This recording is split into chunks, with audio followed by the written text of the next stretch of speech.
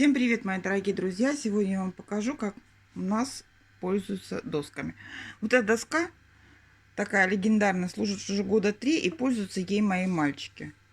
То есть мы можем на нее поставить сковородку и так далее и тому подобное. Не очень-то красиво, не совсем не эстетично. И когда она вот так вот висит, ну согласитесь, портит весь вид. Поэтому что мы делаем? Мы эту доску убираем и заменяем. Давайте посмотрим. Ну, абсолютно уже другой вид, согласитесь со мной. Уже чему-то там и глазки радуются. А сейчас я покажу, как вы ей пользуетесь. То есть обратную сторону. Что мы делаем? Мы берем обычное масло. Наливаем немножко. К сожалению, приходится одной рукой камеру держать, поэтому... Вот. И распределяем. Прям не боимся лишнего, ничего страшного в этом нет. Дерево впитает столько, сколько необходимо масла. Хорошо бы, конечно, масло еще разогреть. Но, в принципе, просто горячее масло, оно лучше впитывается.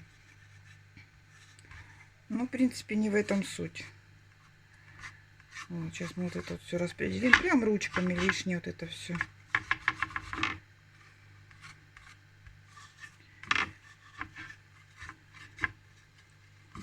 Для чего это делается? Для того, чтобы доска не впитывала в лишнюю влагу, не вбирала в себя всю ту еду, которую вы режете на ней. То есть это может быть и мясо, и хлеб, там, и сыр, овощи всевозможные. То есть, чтобы этого не происходило, доска служила дольше вам. Вот, легче и проще мылась и не впитывала в себя всякие возможные эти штучки. Ну, так вот делаем. Так. Вот мы ее вытерли. Сейчас мы ручки споласкиваем.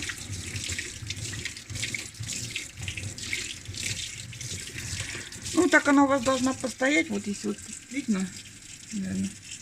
Вот, видите, она уже впитывает кое-где. Видите, масло прям проваливается. Вот где-то блестит, а где-то не блестит уже. То есть впитывается очень быстро. Видите, вот буквально пару минут. Вот на бликах хорошо видно, что где-то еще блестит, а где-то уже не блестит. Вот, то есть, значит, доска взяла в себя все, что надо. Хорошо бы это сделать пару раз.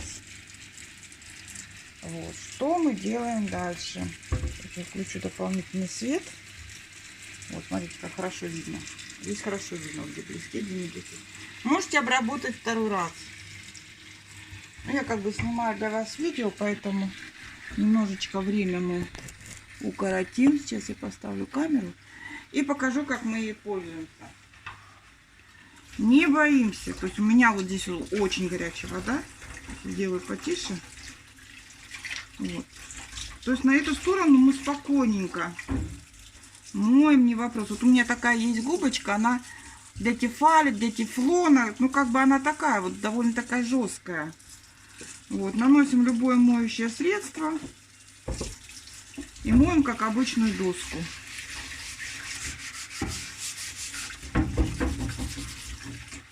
Эта сторона, то есть спокойно также моем ее. То есть ничего абсолютно не произойдет. Если у вас какие-то, ну, очень прям загрязнения, очень сильные, очень большие загрязнения, можно сделать так. То есть немножечко берем, вот у меня такое чистящее средство, чуть-чуть этого чистящего средства, немножко совсем. И вот так вот ручками, аккуратненько, вот так вот. Можно даже этой же губочкой. Только не сильно шкарябаем, а просто вот так вот аккуратненько можно все это убрать.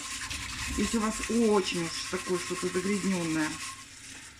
И также промываем.